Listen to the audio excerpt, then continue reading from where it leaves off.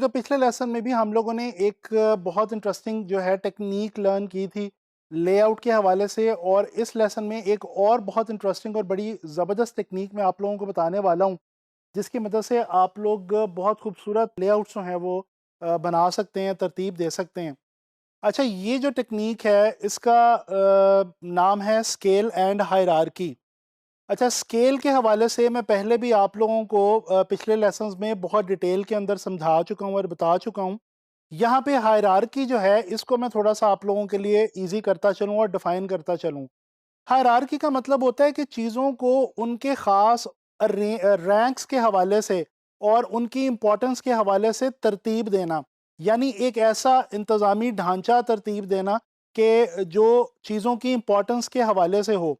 इसकी एक बहुत ही आसान तरीन मिसाल हमारी डेली लाइफ से मैं आपको बताता हूँ। आप किसी भी इदारे के अंदर जाते हैं तो वहाँ पे डिफरेंट रैंक्स के लोग होते हैं। फॉर एग्ज़ाम्पल, आप किसी इदारे में जाएँ तो वहाँ पे एक सीईओ होगा।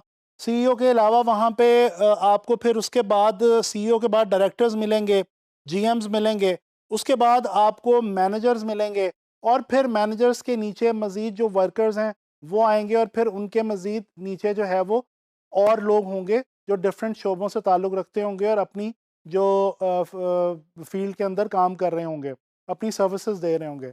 अच्छा, अब ये जो बेसिकली रैंक वाइज जिस तरह हमने देखा कि एक कंपनी के अंदर सबसे ऊपर एक बॉस है, वो एक सीईओ है, फिर उसके बाद एक जो है वो एक बड़े ओहदे का बंदा है, फिर उसके बाद एक और ओहदे पे है। तो इस तरह ये ओहदों के लिहाज से या रैंक वाइज, अब ये बेसिकली जो पोजीशन है उस पोजीशन की इंपॉर्टेंस के हवाले से हमारे पास एक हायरार्की आ जाती है किसी भी चीज़ की।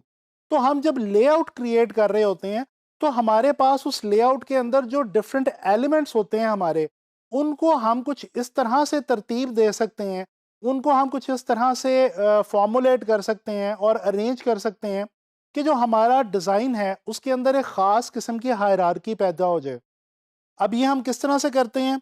ये हम बेसिकली स्केल को, किसी भी चीज़ के स्केल को एडजस्ट करके कर सकते हैं। यानी कि हमारे पास डिफरेंट एलिमेंट्स हैं, उनके स्केल्स को हम बड़ा छोटा करके और उनको जो है वो एडजस्ट करके हम क्या करेंगे कि हम हायरार्की अपने डिज़ाइन के अंदर क्रिएट कर लेंगे। अच्छा, हायरार्की जो है और स्केल जो है ये बहुत ज़्यादा इम्पॉर्टेंट है, और डिज़ाइन बनाते हुए ख़ास तौर पे ऐसी जगहों पे जहाँ पे टेक्स्ट का इस्तेमाल बहुत ज़्यादा होता हो, वहाँ पे ये जो हायरार्की वाली जो हमारे पास टेक्निक है, इसको हम बड़े आराम से इस्तेमाल कर सकते हैं और बड़े इंटरेस्टिंग डिज़ाइन जो हैं वो क्रिएट कर सकते हैं।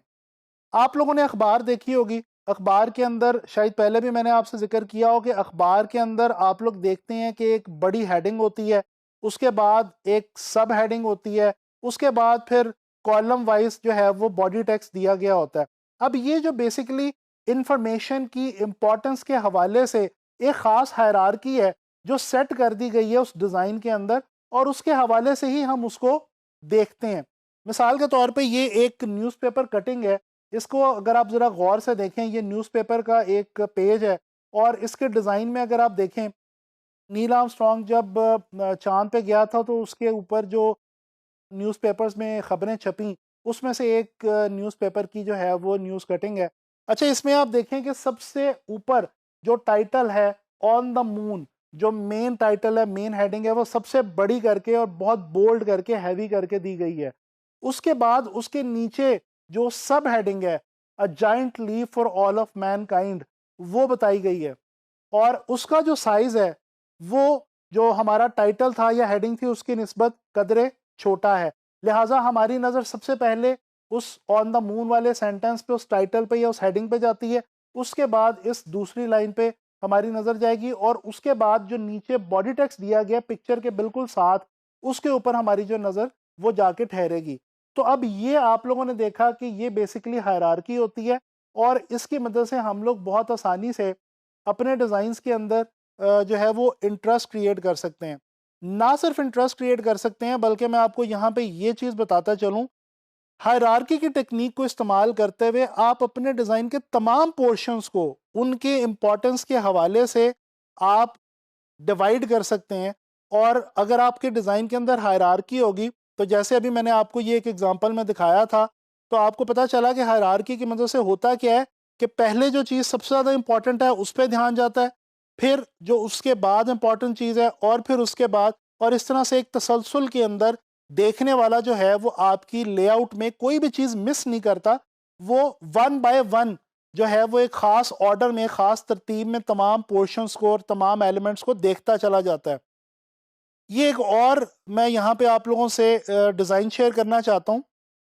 बीटहोवन ये एक म्यूज़िक कंपोज़र है और इसके हवाले से ये एक पोस्टर जो है वो डिज़ाइन किया गया है। अच्छा, मैं यहाँ पे आप लोगों को ये भी बताता चलूँ कि ये जो एग्ज़ाम्पल्स मैं आप लोगों से शेयर कर रहा हूँ, आप देख सकते हैं कि इनके जो डिज़ाइनर्स हैं उनके नाम भी यहाँ पे साथ दिए गए हैं, तो वो भी आप जो है वो रीड कर सकते हैं। अच्छा, ये जो पोस्टर है इसको अगर आप गौर से देखें तो इमेज जो है, जो बीटहोवन जो कंपोज़र है जिसके ऊपर बेसिकली ये डिज़ाइन बनाया गया है, उसके इमेज को सबसे बड़ा करके तकरीबन पूरे जो स्केल है हमारा, जो पूरा यानी कि जो इस पिक्चर का या इस डिज़ाइन का जो टोटल स्केल है, उस पूरे स्केल के ऊपर उस पिक्चर को एडजस्ट किया गया है। और उसके बरक्स जो टेक्स्ट है, एक लाइन लिखी हुई है, आप नीचे देख सकते हैं बीटहोवन, और उसके नीचे मज़ीद छोटे साइज़ के अंदर कुछ बॉडी टेक्स्ट दिया गया है। तो आप देख सकते हैं कि सबसे पहले वो इमेज है, वो सबसे इम्पोर्टेंट है, उसको सबसे बड़ा दिखाया गया है। उसके बाद ये बीटहोवन का जो टाइटल है, और उसके बाद जो उसके नीचे मज़ीद इन्फॉर्मेशन है उसको बॉडी टेक्स्ट की सूरत में दिया गया है।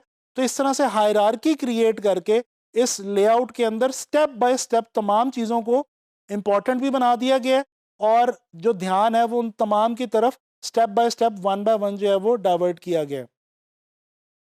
अच्छा, इसी तरह से डिज़ाइन जब भी हम बना रहे होते हैं तो हम डेफ़िनेटली हायरार्की की मदद से अपने डिज़ाइन के तमाम पोर्शंस को जो है वो हाईलाइट कर सकते हैं, और उनकी इम्पोर्टेंस को जो है वो उजागर कर सकते हैं।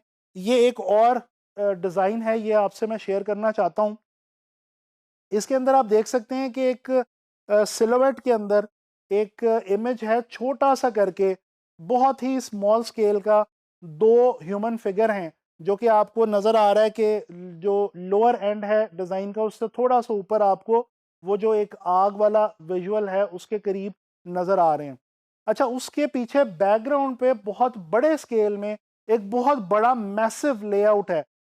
मैसिव यानी कि एक बहुत ह्यूज लेआउट है, एक बहुत ह्यूज जो है वो लैंडस्केप है।